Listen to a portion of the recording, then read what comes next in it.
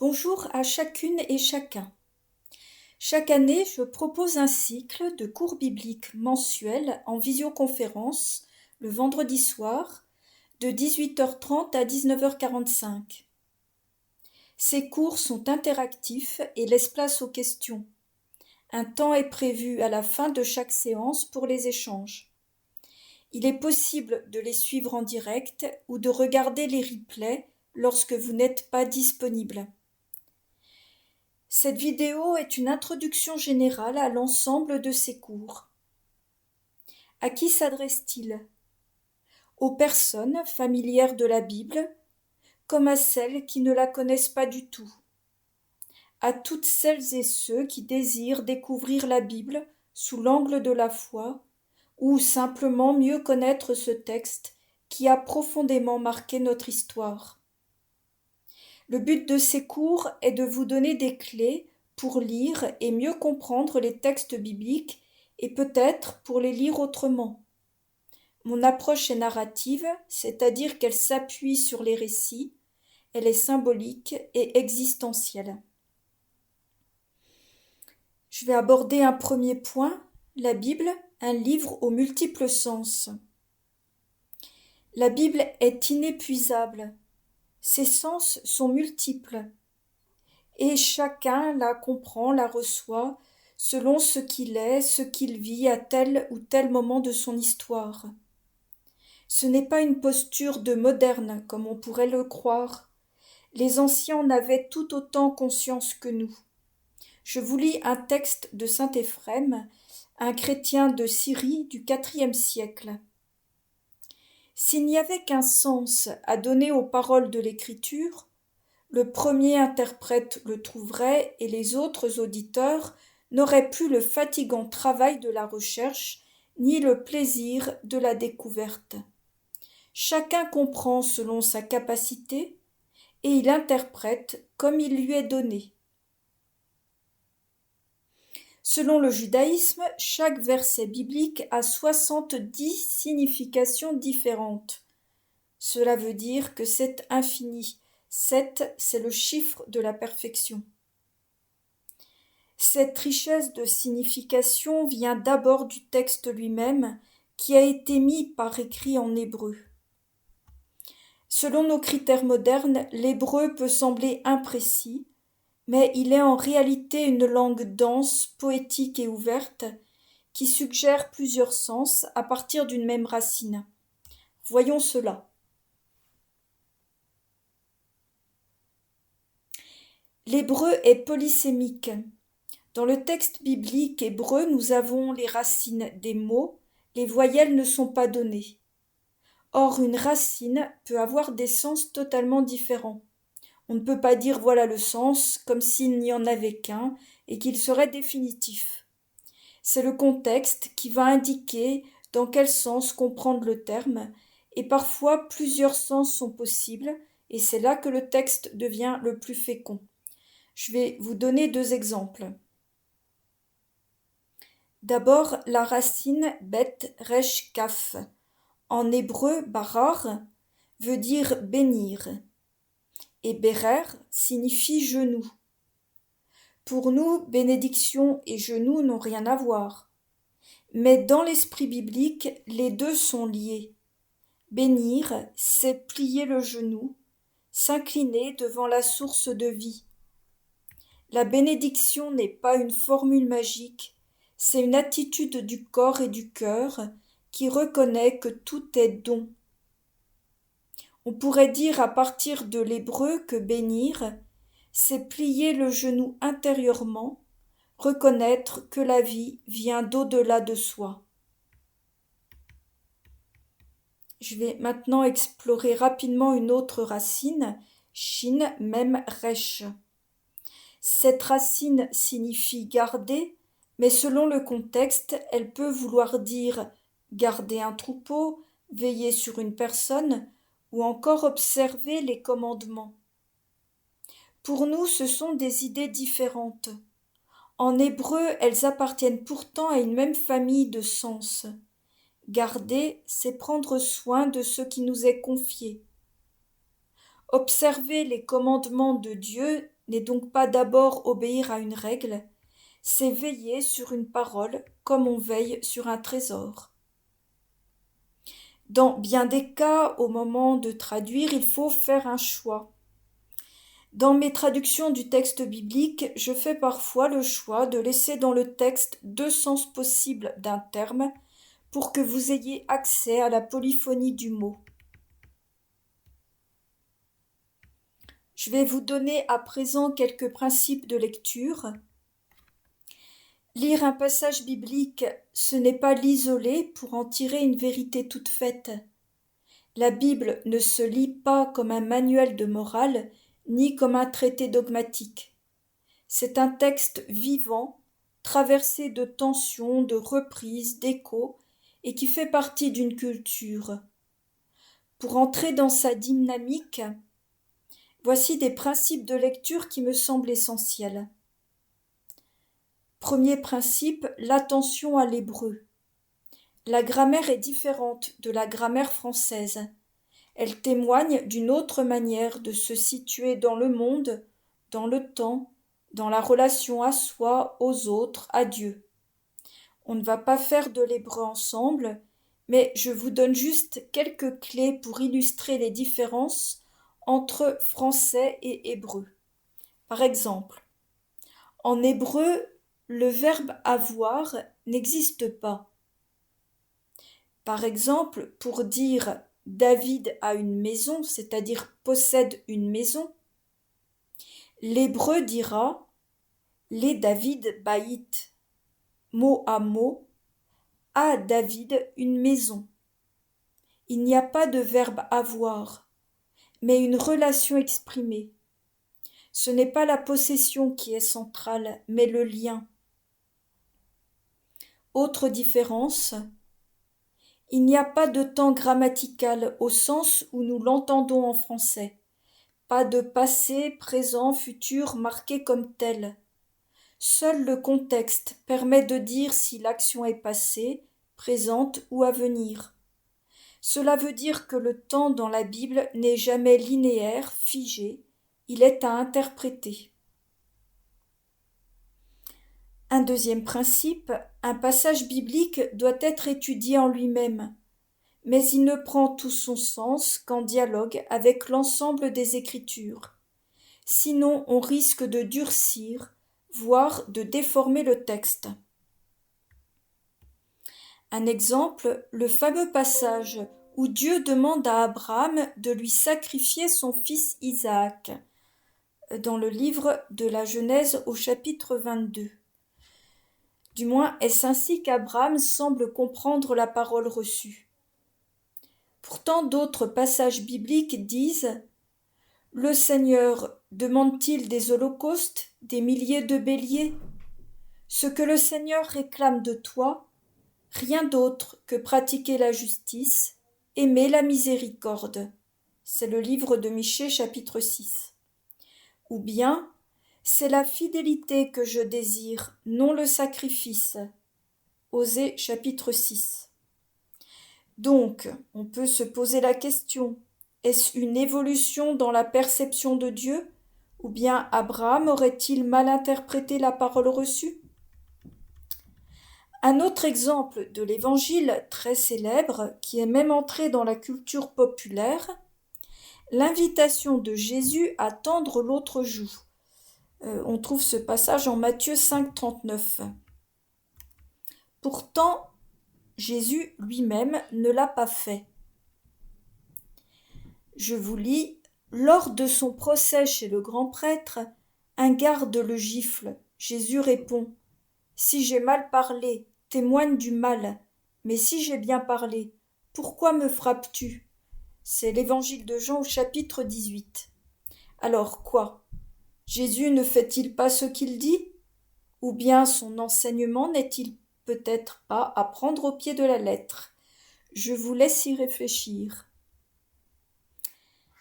Un troisième principe, si nous lisons les Écritures à partir de notre propre culture, de notre sensibilité, comme seule grille de lecture, nous risquons des contresens ou même des usages idéologiques du texte. Un exemple dans un passage du livre de la Genèse. Dieu prit Adam et le plaça dans le jardin. Le verbe prendre peut sembler brutal, comme si Dieu arrachait l'humain à un lieu pour l'imposer ailleurs. Mais dans la culture biblique, le verbe traduit ici par prendre signifie aussi choisir, élire, mettre en valeur. Ce thème de l'élection est très présent dans toute la Bible, même s'il est difficile à faire entendre dans nos traductions. Un exemple de contresens très répandu, l'opposition entre la chair et l'esprit que l'on trouve dans les lettres de l'apôtre Paul. Beaucoup croient que Paul oppose le corps, la chair, à l'âme ou à une réalité spirituelle désincarnée. D'où des spiritualités qui méprisent le corps. Mais dans la mentalité hébraïque, la chair désigne non pas le corps, mais la condition humaine laissée à elle-même, sans Dieu. Ce n'est pas le corps en soi, mais l'humanité vulnérable, exposée, faillible. Cela change tout. Et esprit, pneuma, ne s'oppose pas au corps, mais désigne la vie animée par l'esprit, c'est-à-dire par le souffle.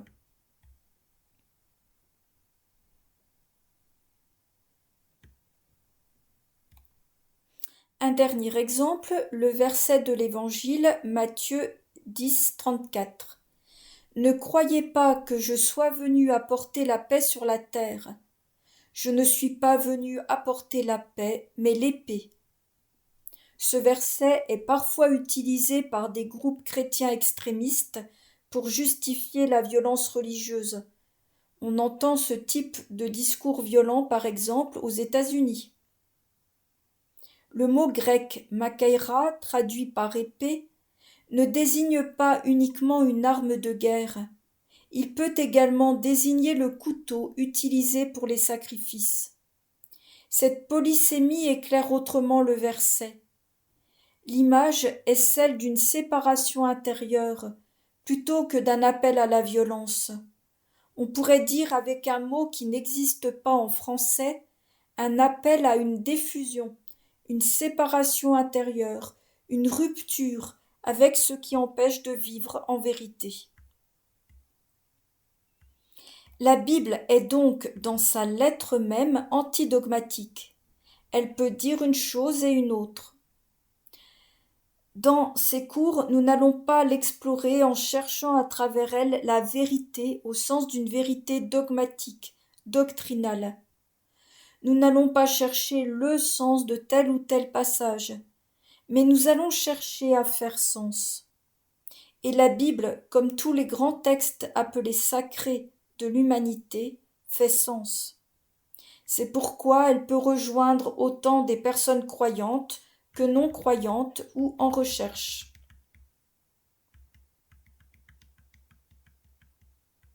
Un autre point, une question de terminologie, Ancien-Nouveau Testament.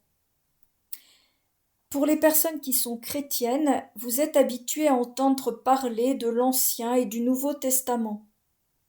L'Ancien Testament chrétien correspond globalement à la Bible juive, Tanakh, mais il s'en distingue par l'ordre des livres, par la présence éventuelle de livres supplémentaires selon les traditions chrétiennes, et par les différences de traduction. Le mot testament traduit l'hébreu bérite qui signifie alliance. Parler d'Ancien Testament, c'est donc parler d'une ancienne alliance. Dans la Bible, le terme alliance renvoie à la relation que Dieu établit d'abord avec l'humanité, puis de manière particulière avec le peuple d'Israël. Depuis quelques décennies, certains chrétiens, soucieux d'éviter la connotation péjorative du mot ancien qui peut laisser entendre dépassé, parlent plutôt de première alliance. Dans ce cours, j'ai fait le choix d'utiliser la terminologie juive et je parlerai du Tanakh pour désigner ce que les chrétiens désignent sous le nom Ancien Testament ou Premier Testament. Pour moi, c'est une manière simple et juste de respecter cet héritage. Voici le sens du terme. Tanar est un acronyme formé des initiales de Torah, qui veut dire enseignement, qui désigne les 5 premiers livres de la Bible, dont la Genèse, qui est le livre que j'ai choisi de commencer à étudier avec vous. Nevi'im, qui désigne les prophètes, et Ketuvim, les écrits. Ces 3 grandes parties de la Bible hébraïque rassemblent chacune plusieurs livres. La Bible est donc une véritable bibliothèque, écrite à des époques différentes et par des auteurs divers. Un mot sur le texte à partir duquel nous travaillons. Il s'agit d'une traduction que j'ai faite. Je cherche à rester fidèle au texte hébreu sans trahir le français, mais en acceptant une certaine rugosité. Vous risquez d'être un peu secoué si vous connaissez bien la version liturgique, et tant mieux.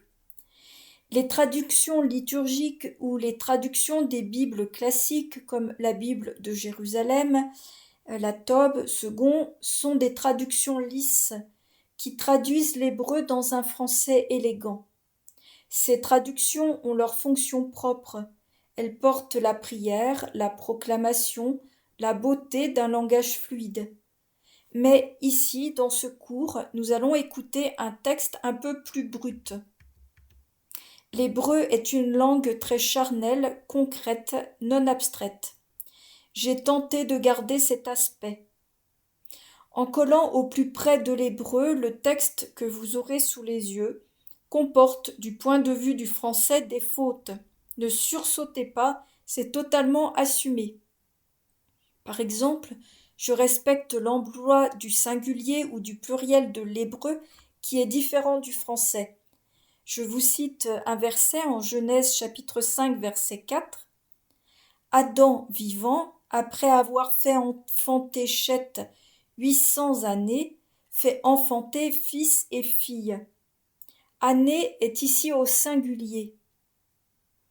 Alors je sais, ça fait mal aux yeux, surtout pour les professeurs de français.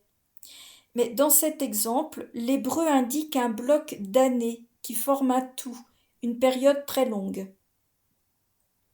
La traduction que je propose est une invitation à se laisser dépayser, à entrer dans un autre monde culturel et à laisser de côté ce que l'on sait ou croit savoir. Ça vaut tout autant pour moi. Je me laisse également déplacer en traduisant. Je vous propose donc une aventure partagée à travers ces récits très anciens, mais peut-être plus proches de nous qu'on ne l'imagine. Pour terminer, je voudrais dire un mot de mon rapport à la Bible. Depuis toute petite, elle accompagne ma vie. Au monastère où j'ai vécu une trentaine d'années, j'ai reçu une solide formation biblique, complétée par une initiation à l'hébreu et au grec biblique. Depuis 1993, je pratique quotidiennement la Lectio Divina, cette manière monastique de lire la Bible à la fois priante et rigoureuse. Je parle de cette pratique dans l'intervention que j'ai donnée au Sésame en avril 2023 et l'intervention est en ligne, vous pouvez la trouver sur mon site internet. Cela ne fait pas pour autant de moi une sachante. Je ne parle pas en experte qui détiendrait une vérité, mais en chercheuse qui avance avec vous. À ce sujet, j'aime beaucoup ce petit récit tiré des Pères du désert. Je vais vous lire le texte, je vous donne cette précision. L'écriture dont il est question désigne la Bible. Je vous lis. Des anciens vinrent un jour chez l'abbat Antoine, et l'abbat Joseph était avec eux. Voulant les éprouver, l'ancien leur proposa un mot de l'écriture, et, commençant par les plus jeunes, leur demanda ce que voulait dire ce mot. Chacun répondit de son mieux. Mais l'ancien disait à chacun : « Tu n'as pas encore trouvé. » Finalement, il dit à l'abbé Joseph: « Toi, comment interprètes-tu cette parole ?» Il répondit: « Je ne sais pas. » Alors l'abbé Antoine dit: « Vraiment, c'est l'abbé Joseph qui a trouvé la voie en disant: Je ne sais pas. » C'est l'attitude que je vous propose d'adopter face au texte biblique. C'est aussi celle que j'essaie de faire mienne, dire je ne sais pas, car ce texte échappe à tout savoir qui prétendrait l'enfermer et le réduire. Si vous êtes intéressé par ces cours bibliques, vous pouvez me contacter sur mon site internet, vous trouverez le lien dans la description de la vidéo. Chaque cycle de cours est indépendant. Vous avez la possibilité de rejoindre le cycle en cours qui se déroule de septembre à juin de chaque année ou de demander les replays des parcours déjà proposés. Quelques séances de chaque cycle sont en libre accès sur ma chaîne YouTube. Vous pouvez les écouter. J'espère vous retrouver bientôt. Merci pour votre attention.